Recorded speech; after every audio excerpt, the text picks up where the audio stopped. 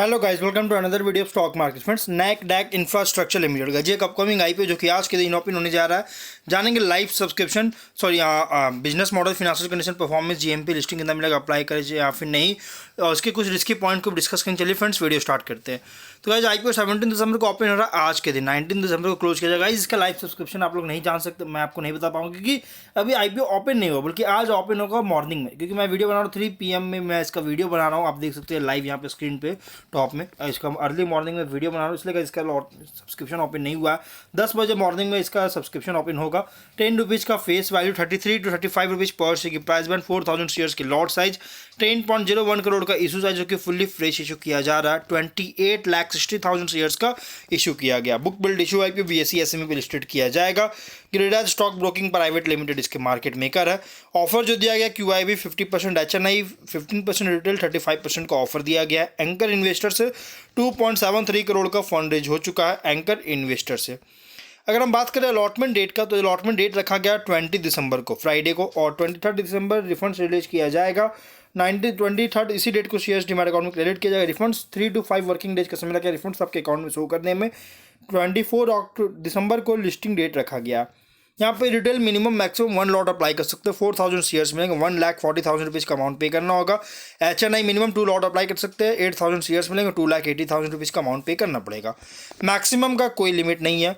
Promoter है mister Hemant Sharma, miss Uma Sharma, mister Ashish Saxena promoter है। Pre issue holding 95.9% का, पोस्ट इशू 67.13% का होल्डिंग देखने को मिल जाएगा। अब अगर हम बात करेंगे बिजनेस का, तो कंपनी का जो बिजनेस है अगर देखा जाए 2012 में इनकॉर्पोरेट किया गया था, जो कि एक तरह कंस्ट्रक्शन कंपनी है। कंपनी जो है कंस्ट्रक्शन कंपनी है, जो कि स्पेशलाइज है multi storey buildings, residential, commercial, institutional structures के कंस्ट्रक्शन में स्पेशलाइज इसका कंस्ट्रक्शन करता है। Company class a contractor registered किया गया है उत्तराखंड पेयजल संसाधन विकास एवं निर्माण निगम में के साथ जो है सो रजिस्टर्ड किया है क्लास ए कॉन्ट्रैक्टर, और इसके अलावा ISO सर्टिफाइड भी किया गया है। प्राइमरी फोकस किया जा रहा है सिविल और स्ट्रक्चरल कंस्ट्रक्शन पर, जिसमें इंक्लूड है multi storey buildings, steel structure works, house keepings और मैन पावर सप्लाई, ब्रिजेस जो कि FOBs और ROBs, related civil structural and electrical works जो कि बोथ लो टेंशन और हाई टेंशन इलेक्ट्रिकल वर्क्स का जो है सो पर काम करता है। कुछ ROB FOB क्या है, तो देखिए ROB है रोड ओवर ब्रिज और FOB है फुट ओवर ब्रिज। ये दो मतलब कि इन दो जगह पर जो है सो सिविल कंस्ट्रक्शन पर जो है सो प्राइमरी फोकस करती है। ये कंपनी जो है लगभग 45 प्रोजेक्ट्स कंप्लीट कर चुका है अब तक, और गवर्नमेंट एजेंसीज और प्राइवेट कंपनीज के साथ कंपनी काम करती है, के लिए इन दोनों के लिए काम करता है। लगभग सेवरल प्रोजेक्ट्स जो कि गवर्नमेंट ऑफ इंडिया और उत्तराखंड के लिए जो है सो सेवरल प्रोजेक्ट्स कंप्लीट कर चुका है। और इसके अलावा company third party infrastructure construction projects के लिए जो है सब कॉन्ट्रैक्ट्स का भी जो है सो अंडरटेक लेता है, मतलब सब कॉन्ट्रैक्ट्स की तरह भी काम करती है ये कंपनी। 31 मार्च के अकॉर्डिंग 27 एम्प्लॉयज़ पे रोल पर काम करते थे। कॉम्पिटिटिव स्ट्रेंथ की बात करेंगे तो प्रूवन ट्रैक रिकॉर्ड है efficient execution of civil projects का, और experience promoter with strong management team है। वाइड रेंज ऑफ सर्विसेज है, work order relationship with clients maintain किया है। फिनेंशियल की बात करें 22 में एसेट्स था 9 करोड़ का, 24 में 30 करोड़ का, लगातार इंक्रीज किया। नेटवर्थ 4.8 करोड़ का, 13.9 करोड़ का, 6 करोड़ का अक्टूबर मंथ तक, जो कि इंक्रीज होता हुआ देखने को मिला है। लेकिन यहाँ पे जो इंक्रीज हुआ नेटवर्थ जो ये हुआ है 24 में सडन इंक्रीज किया, क्योंकि 23 में 5.8 करोड़ था, लेकिन 24 में 12 करोड़ का इंक्रीज हुआ। रिजर्व्स एंड सरप्लस 47 लाख का था 22 में, और अक्टूबर मंथ में इस बार रिसेंट 5.9 करोड़ का। टोटल डेट था 1.8 करोड़ का। 23 में डेट बिल्कुल भी नहीं था, 9 लाख का ओनली डेट था, लेकिन 24 में वापस डेट इंक्रीज का 6.4 करोड़ का, और 25 में भी इंक्रीज किया 8.1 करोड़ का। डेट थोड़ा ज़्यादा इंक्रीज होता हुआ देखने को मिल रही है।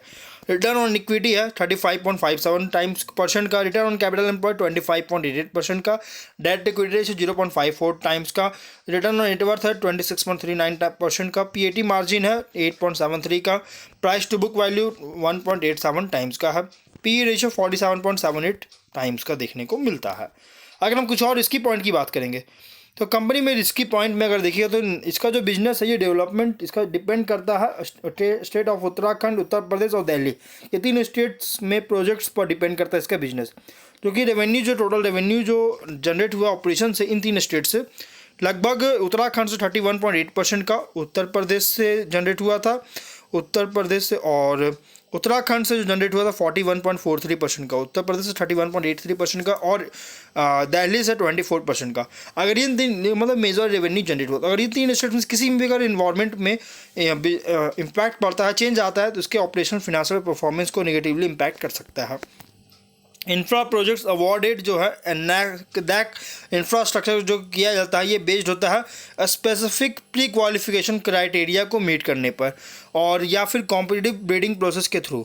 और अगर कंपनी का बिजनेस फिनेंशियल स्टेबिलिटी जो है ये डिपेंड करता है इस नए प्रोजेक्ट्स जो कि अवार्ड नए प्रोजेक्ट्स पर, क्योंकि अगर ये नए प्रोजेक्ट्स कंपनी को नहीं मिलता है बहुत बुरी तरह से अफेक्ट कर सकता है, या फिर एग्जिस्टिंग प्रोजेक्ट्स कॉन्ट्रैक्ट्स अगर टर्मिनेट होता है, प्रीमैच्योरली टर्मिनेट किया जाता है, तो large portion of companies revenue generate हो रहा है स्मॉल ग्रुप ऑफ क्लाइंट्स। जो कि टॉप 10 क्लाइंट्स की बात करेंगे तो 22 में 99.98% का, 23 में 87.86% का, 24 में 91.93% का, अक्टूबर मंथ में 96% का रेवेन्यू जनरेट किया था टोटल रेवेन्यू का, जो से परसेंटेज जनरेट हुआ था।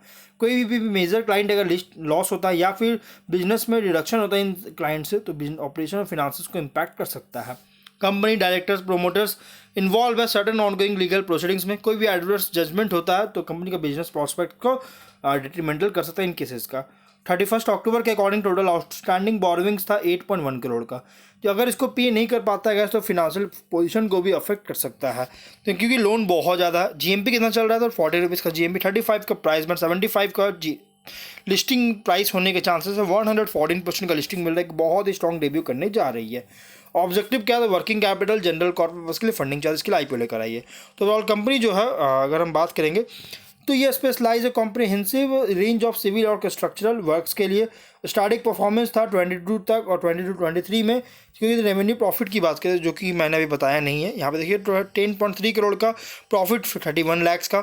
23 में 11.7 करोड़ का, 56 लाख, जो मैंने मैंने आपको बताया कि 22-23 में बहुत ही मतलब स्टार्टिंग परफॉर्मेंस मतलब कोई खास परफॉर्म नहीं था, लेकिन 24 में सडन इंप्रूवमेंट हुआ है, जिससे डाउट क्रिएट नहीं कर सस्टेनेबिलिटी को एक कंसर्न डिस्क। 36.3 करोड़ का रेवेन्यू, 3.1 करोड़ का प्रॉफिट।